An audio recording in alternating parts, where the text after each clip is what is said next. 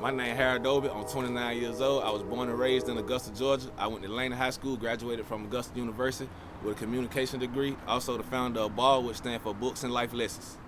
And I'm Reggie Middleton, born in Augusta, Georgia. Went to Glen Hills High School, graduated from Winthrop University with a bachelor's degree in business. Now I'm sitting here in Augusta, Georgia, running Came From Nxthing. That's what I woke up this morning with all the love and genuine comments and everything, and everybody reaching out saying that they didn't know about it and stuff like that. So I decided, well, I'm gonna come up with once a month, and we go and do it once a month. So that's answer your question. Yes, I will continue to do it, and it'll be more consistent. And I'm trying to put it together so we can do it once a month. Pretty much I started off in 2018. I started off in 2018 pretty much just selling out the back of my trunk, and then just pretty much grew and grew. Pretty much got the Came From Nxthing thing from a friend who was rapping. His name is Young Rome, so he started doing the Came From Nxthing in his mixtapes and stuff like that, which was a catchy name because I felt like I could kind of relate to it with me building my own thing from nothing. So once I decided I wanted to do the clothing thing, I pretty much used the name and created my own logo and everything, and the rest is pretty much been history. Business is actually going great, man. With all of the local support and the local business growing up, it's just a blessing, honestly, to be able to get the support from people. And it's like pretty much a movement. I studied that people are following movements now and spending their money where they really mean it or feel it from. So I guess that's how it kind of reversed to small businesses thriving more than anything and other businesses going down at the same time. Differentiating factor. Money is real scarce, so people are not going out buying lump sums. People don't care about really big deals no more because they don't have the money to spend for a big deal, to make a big deal make sense. So now they're going to just spend their money where it's most meaningful at. And with me being from here, knowing people and really personally being around people, it means more to, I guess, spend it with me. I started wanting to give back in 2013. So I was just doing it on my own, and 2 years later, a good friend, y'all know him, Dion Grant, he was like my mentor, and we was talking, and he said he know I had a big heart, and if you know Dion, you know Dion. And he was telling me that even with his situation, he needed help and started a nonprofit organization to give back, because you'll find your pockets running dry. Because I was doing a lot since 2013, but I never put it on camera. And so once he started talking to him, he's like, you gotta let people see your work. You need help.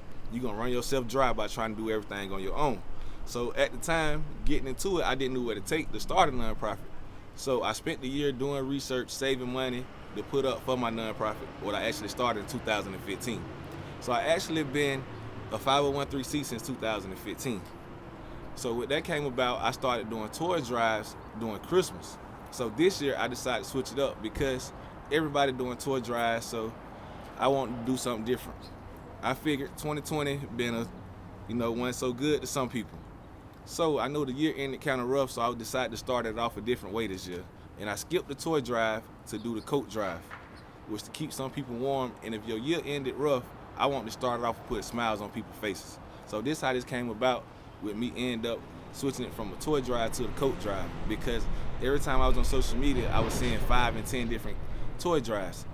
But I never saw a coat drive or nothing like that. And with this weather being the way it is, we kind of experiencing some of the cold this winter maybe, that's coming up. So I decided to keep someone warm. How about that?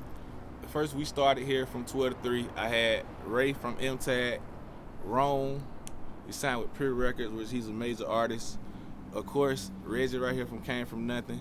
Had a good friend, childhood friend, Cameron, and another artist, he independent, which go by the name of Lil Nye, that helped me. We all got together and we came and we went down the 13th Street Bridge and we got them in a single file line. Before we left, we organized all the sizes and things here. We went down the 13th Street Bridge, there was only a few people there. So once we left there, we actually went to the Salvation Army and gave out all the rest of the stuff. So, and also, matter of fact, I forgot Jay was there too, Mudway. He's one of the local promoters around here. Everybody know him, so shout out to them and everybody that helped me in support. And also, Well, yeah, back to the story. We went down to the Salvation Army, and we gave out jackets. I even had a lot of stuff. I had too much stuff.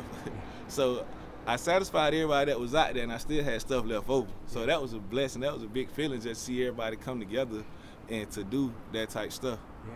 And also the man behind the scenes self with the camera too. Yeah. You know, and the Chad also. You know, we here today. Yeah. Well, it was just a blessing, man, just to put smile on the faces and stuff like that. It make me smile. And I was saying this morning, and it was crazy because this morning I called Reggie. And I was like, I don't want to post these pictures because it got people's faces in them, but I like to see people's smiles on their faces. So I decided just to post a few of them. And the first reply I got from a picture was a young lady hitting me up saying, this picture made my day. I haven't saw my uncles in years. And my uncle is one of the guys in the picture. My family been looking for him. So, and I wasn't going to post it, but that just made my day. And I just sat there and went through all the pictures like, I ain't going to hold back. I'm just going to post them because I never know who day I'm making. Right. But I'm thinking I'm being respectful by not putting their faces on there because of their families. But not knowing some of these people is looking for their family members and don't know where they at. And don't know if they alive, in jail, or anywhere. But just to see them and someone taking care of them and still got a heart for them made their day. I'm about to shed one. Have you shed one in the last 24 hours? I did when I was looking through the pictures. That what made me make the decision. It just bringing smiles to others. It was tears of joy.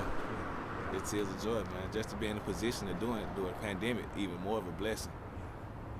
All right, it was weird how me and Rome got cool. Before I met Rome the rapper, he was just my roommate. Right. So my first day on campus, they was already in school because I arrived on the campus late. They was at a workout and they were telling me about Rome. You know, they're like, he rap, he played basketball, giving me a little history on his story. So I walk into conditioning. First thing me and Rome meet, he give me a CD. Okay. He give me a CD. So I leave with the CD and I come back to the house that night. But at the time, we ain't said no words to each other. The first thing he say, he listen to my mixtape, like, bro, we here to play basketball. I ain't know he was serious at the time. Like, we here to play basketball. But at the moment, I started rapping his music. Okay. And ever since then, we clicked that first day. So. Can Harold rap? Because that puts me in the mind. Harold tried his little hand at it too. Yeah, he do his thing. He got some game? Yeah, he do his thing, for real. He on one of my tapes. It's a song we did called Wouldn't Care. On Rome Built Today too. He on there. He got a story. You know what I'm saying? That's really what rap about for me. It's just like a way to express yourself. This man got a hell of a story. Yeah, tell us about that. What is it about? You mentioned it's about a story. Explain that. I mean, like, that's what we all share in common. It's just like a bond. It's like unspoken. It was bigger than the music at the time. We both come from similar upbringings, similar environment, how we was raised, the family structure we come from, and not even what people think looking at us, but inside of each one of our lives, we really got family that love us, is crazy about us work. We like the breadwinners of the family. We the leaders of the family. You know what I mean? It's really about what we mean to our people. And it ain't always what people assume, because at first, on the surface, like, are they the hotheads, are they the attitudes, are they the thugs, just looking at the visual, until they really got to understand who we were, the impact we had on not just the team, but people around us, and the effect we had. It's like a forever lasting bond. It's just how it was instant connection. Like, with the story he was giving it, that's really accurate. I gave my music out to a lot of people, and a lot of people would look at it, oh yeah, I'm listening to it. Not only did he listen to it, he knew the word, song, word for word, song for song, was mean. Like, he really listened to it, appreciated it, was a fan of the music. And it's just like, it was like, forget the music, like, you really like a brother that understand what I'm talking about. And that's where all this started. Like, all this come from that. Everybody got their own story, and it just meshed together. And I spin out what he was saying about coming, like, we got a story to tell, and the reason why I got hooked to his music and sat down and listened to it, because when I first put it in, I felt what he was talking about the similar background, the struggle, and that's how the whole Came From Nxthing came, because he was telling his story in the music where he came from. So that's how the whole brand and everything started. But back to him telling that story is what I felt. I listen to music I can feel. I'm not gonna keep listening to somebody talking about they got a Bugatti, they got $1 million, because I don't got that. I'm working towards it, but I don't have it. And he wasn't talking about that. He was talking about how he was growing up, and I can relate to that, growing up in a lower environment. So, and that's why I really listened to his music and got to it. Basketball was really like a tool that brought us together. Yeah. That's really what that was, a tool. Well, take us through that. Right. So at the time, I was just playing basketball, but I always wanted to. Now, before that, just to not sell you short, you played basketball at Division I level at Winthrop, at scored Winthrop 1,000 points, four-year starter. Right. You probably all Big South at some point? Yeah, at some point, I think the second year we made it to the NCAA tournament as well. All tournament team. State champion in high school, undefeated at Glen Hills, or did you lose one that year? I can't remember. We lost one, but I ain't played that game. So Okay, I so you tried didn't to hold lose it. at Glen I tried to Hills. hold that. So you lost what, one game in 2 years? Because you lost one the year before that, right? Yep. So 1 game in 2 years, state champion. You go to Winthrop, 4-year starter by my memory. Right, 4-year starter. Score over 1,000 points. Then you go and have a professional career. Right. So then I came back. I was always inspired by clothing. So once I was in England, I pretty much was just thrilled about how cheap the clothing was, but the quality was still great. Over here, the same quality is like $100+ So I always knew when I came back from ending up playing basketball, I wanted to start a clothing line. Just couldn't really get my thing down. And he had already been making the music, saying Came From Nxthing, and that's really what we was pretty much standing on. Right. So when I told him, I said, I'm serious about doing the clothing line, he was like, man, I think you should do it. So I took it off and went on up there from there. So the clothing in England, high quality, low price. Everything. And that's what you've tried to do here? Yeah, and it's high price too. It's brands that's the same, but it seems like over there, since it's the fashion capital, you can pretty much run into anybody who's just making t-shirts on the side of the road, and their quality is still on the highest level of brands here. Yeah. So they just don't have that name, so they can't command that price. They can't command that price. Exactly. And that's what you're doing. Exactly. So I basically took that and done the same exact thing here.